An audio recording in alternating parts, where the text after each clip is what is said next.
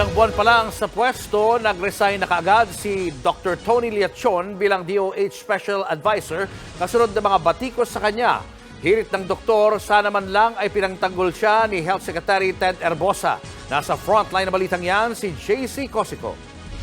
To assault your personality, your values as a person, your integrity, ay hindi titigil ito. So I might as well resign and then focus on the things that matter most. And also, Nagbitiw na sa pwesto si Public Health Advocate Dr. Tony Liachon. Isang buwan pa lang mula nang italaga siya bilang Special Advisor for Non-Communicable Diseases ng Department of Health. Sumulat na siya kahapon kay Health Secretary Ted Herbosa at personal na mga dahilan niya ang nagtulak sa kanyang mag-resign. Ang resignation ni Dr. Liachon nangyari ilang araw lang matapos questionin ni dating DOH Secretary at ni Iloilo 1st District Congressman Janet Garin ang kwalifikasyon ni Liachon bilang Special Advisor ng DOH. I have here his CV. Alin po ba dito sa mga colorful na linalagay niya ay talagang kaakibat dun sa tinatawag natin na expertise na kailangan ng DOH? to me, it was an eye-opener and a lawmaker, a legislator question and branded me not as a public health expert. It's merely an assault to the personality of a person. Walang respect. Ang point ko, before they assault people, tingnan muna nila whether they are also capable. And it's very difficult to say, no? Meron nga tayong undersecretary, police pa nga Bukod sa pagiging Special Advisor ng National Task Force Against COVID-19 noong Administrasyong Duterte, naging direktor din si Liachon na PhilHealth noong 2016, kung kailan si Garin ang nakaupong DOH Secretary.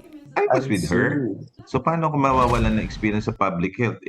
Siyang Secretary of Health when I was there. Parang, ano ba to?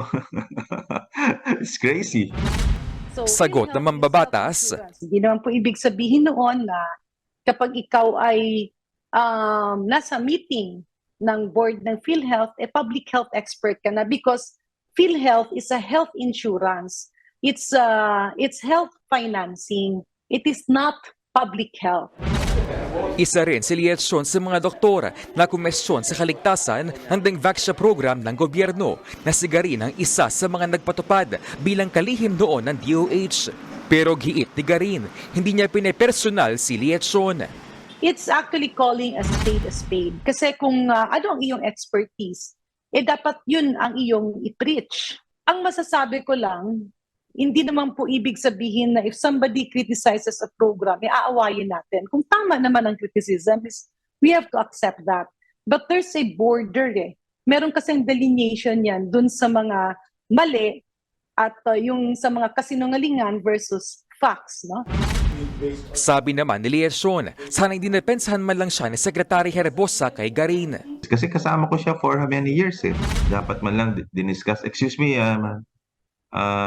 Congressman, tawagan ko lang si Tony. Binawi niya na yung sinabi niya sa akin. And then, without the benefit. Sinusubukan pa namin kunin ang panig ng Department of Health. Pero ayon mismo kay Liachon, tinanggap na ni Secretary Herbosa ang pagbibitiw niya sa pwesto. Sa ngayon, hindi pa daw malinaw kung ano magiging papel niya sa DOH. Pero noong isang linggo, sinabi ni Secretary Herbosa na magiging volunteer consultant na lamang ng DOH si Liachon. Wala tayong government funds na ibibigay kay Dr. Liachon at yung volunteer basis niya ang tulong niya sa akin bilang Secretary of Health. Nagbabalita mula sa Frontline, JC Cosico, News 5.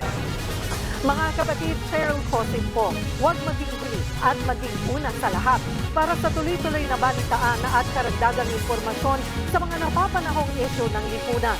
Tumutok lamang at mag-subscribe sa social media pages ng News 5.